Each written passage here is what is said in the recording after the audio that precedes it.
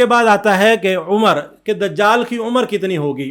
حضرت نواس بن سمعان رضی اللہ تعالیٰ عنہ فرماتے ہیں کہ نبی صلی اللہ علیہ وسلم قال، حضور صلی اللہ علیہ وسلم نے فرمایا عن المسیح الدجال انہ شاب۔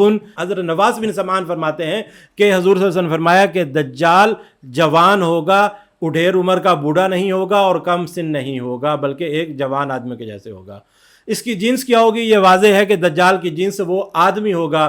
فرمایا کہ ہوا رجل من البشر من بنی آدم ولیس من الجان، کہ یہ آدمیوں کی جنس میں سے ہوگا، جینیٹکلی انسان ہوگا، اس کے اندر جنات یا کسی اور مخلوق کی کوئی بھی شبیہ شامل نہیں ہوگی۔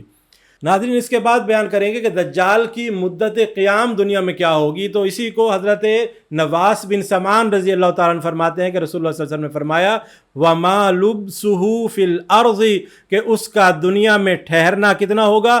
40 یوماً، 40 دن ہوگا، اور 40 دنوں میں جو پہلا دن ہوگا یومن کا سنہ، ایک سال کے جیسے، و یومن کا شہر، اور اگلا دن ایک مہینے کے جیسے، وہ یوم کا جمعہ، اور اگلا دن جو ہوگا اس کا تیسرا دن ایک ہفتے کے جیسے ہوگا، وَسَائِرِ أَيَّامِهِ كَأَيَّامِكُمْ، اور یہ باقی سارے ایام جو ہوں گے وہ تمہارے عام دنوں کے جیسے ہوں گے۔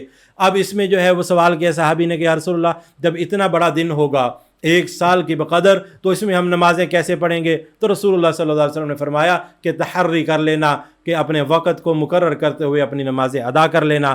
اب آگے چلتے ہیں کہ 40 دن کے اندر یہ فتنہ تکمیل کو پہنچے گا، تو 40ویں دن حضرت عیسیٰ علیہ السلام اس کو قتل کریں گے۔ علامہ ابن کثیر رحمۃ اللہ فرماتے ہیں کہ اس کے یہ سارے دن جو ہیں یہ برابر ہوں گے، اس طرح کہ 1 سال 6 ماہ اور 15 دن، اس اعتبار سے وہ 40 دن کی لمبائی 555 دنوں کے برابر ہوگی۔ ناظرین، آج کی ویڈیو میں ہم نے دجال کے حلیہ پر تفصیلی بات کی ہے۔